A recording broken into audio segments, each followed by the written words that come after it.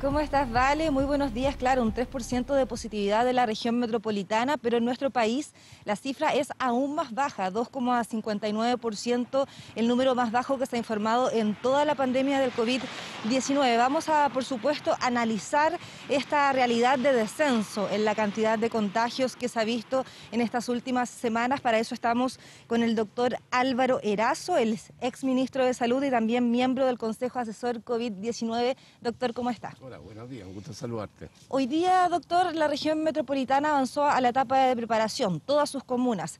¿Qué significa esto? Y también si es que se está tomando esta decisión en un tiempo adecuado. ¿Es el momento adecuado para hacer avanzar a toda la región metropolitana?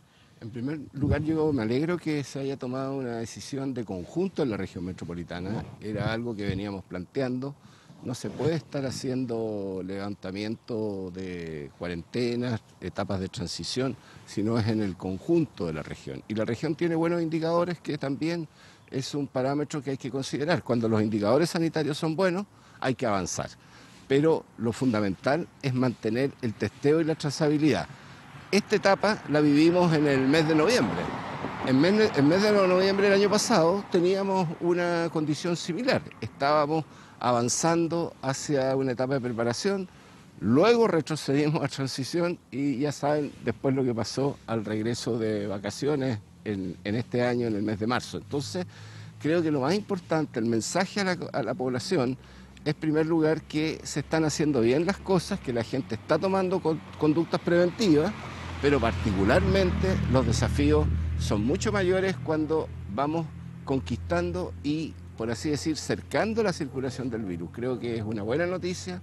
Por supuesto que la variable de las vacunas ha sido un rol y ha jugado un rol muy importante. Doctor, han ido descendiendo considerablemente la cantidad de contagios. Ayer se informaron 1.419 y esa es la tónica de los últimos días, pero la cantidad de fallecidos sigue superando los 100. Ayer se informaron 111 personas muertas por COVID-19. ¿A qué se debe esto? ¿Cómo ustedes analizan este fenómeno? Porque en el fondo está muriendo un porcentaje muy grande de la cantidad de personas que se contagian en un día.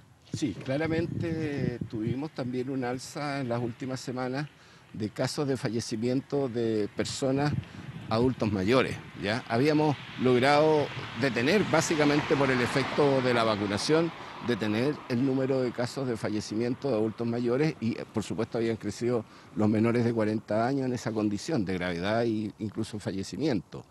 Yo creo que fundamentalmente lo que estamos observando es posible, no hay que descartarlo, pero tampoco hay evidencia que sea el efecto de la circulación de la variante, de la variante Delta, y probablemente que podamos tener una disminución de la inmunogenicidad de los adultos mayores que se vacunaron tempranamente al inicio del plan de vacunación, que partió con los adultos mayores y que ya han pasado 7 meses. Entonces es indudable que ya con los antecedentes más publicables, más evidencia sólida, en nuestro país tenemos que avanzar rápidamente hacia el refuerzo de vacunación, algunos le llaman tercera dosis, pero es el refuerzo de la vacunación y que yo creo que debiera ser anunciado, ojalá en los próximos días, con la evidencia ya muy clara y también, por supuesto, hacer un esfuerzo en la población rezagada. Son 2 millones de personas que necesitamos vacunarlas. Doctor, hablando de eso mismo, ¿qué tanto tuvo que ver este proceso de vacunación que fue bastante exitoso acá en nuestro país con esta cantidad de casos que ha ido descendiendo? ¿Tiene que ver el proceso de vacunación? Creo que absolutamente. Hay una relación muy importante. Hay indudablemente una curva que estamos observando en América Latina. En prácticamente todos los países hay una disminución.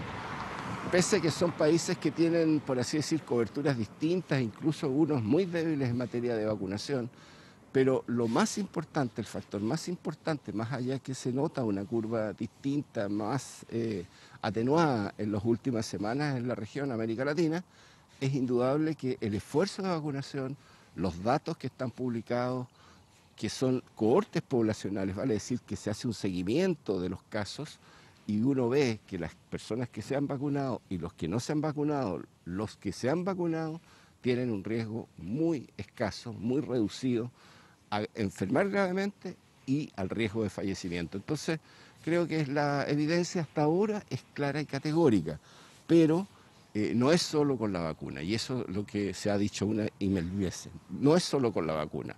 Una y mil veces decimos acá las medidas de prevención y sobre todo la detección a tiempo, la estrategia de aislar a los casos, de detectarlos, es fundamental y creo que hoy día cobra mayor vigencia, porque si al virus lo tenemos más arrinconado, lo tenemos más cercado, con mayor razón tenemos que ir corriendo el cerco justamente para actuar a tiempo y evitar que tenga una nueva diseminación. Doctor, ¿y cómo se pueden trabajar estas medidas de prevención considerando que hoy día la región metropolitana está en una etapa de desconfinamiento muy avanzada y también pensando que hay una especie de relajo en la población, quizás menos utilización de la mascarilla, el alcohol gel en un principio de la pandemia lo veíamos en todas las personas, hoy día ha disminuido un poco la cantidad de alcohol gel o de lavado de manos de las personas.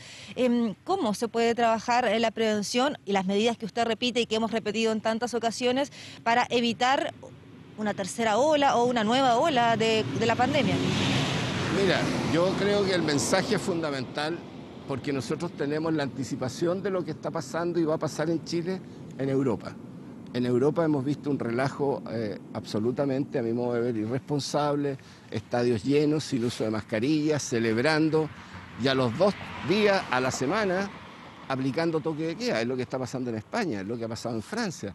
O sea, nosotros, que por así decir, ¿quién somos nosotros para venir a darle recomendación a los europeos? En este caso tenemos que darle recomendación a los europeos y decirle a nuestra población, cuidémonos y no lo hagamos como en Europa. Porque en Europa ha habido mucho relajo y los efectos se han notado ahora. España hace 2 días está aplicando nuevamente toque de queda. Entonces, en ese sentido, yo creo que nuestra población, en esta etapa de preparación, que yo diría es la prueba fundamental, porque es cuando uno levanta una serie de restricciones y vamos a tener que tener los indicadores sanitarios.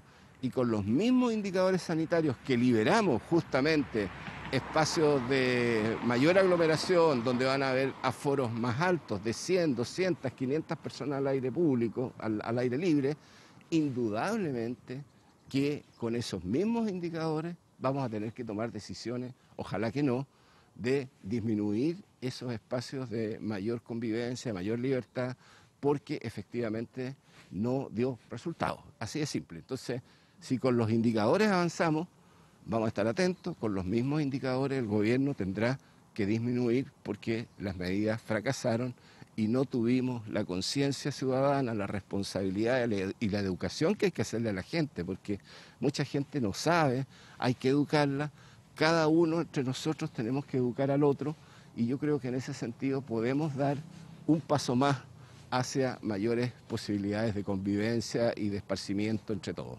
Hablando de eso, doctor, hace algunos días el Reino Unido celebró el fin de las restricciones. Hay algunos países también que han eliminado la mascarilla.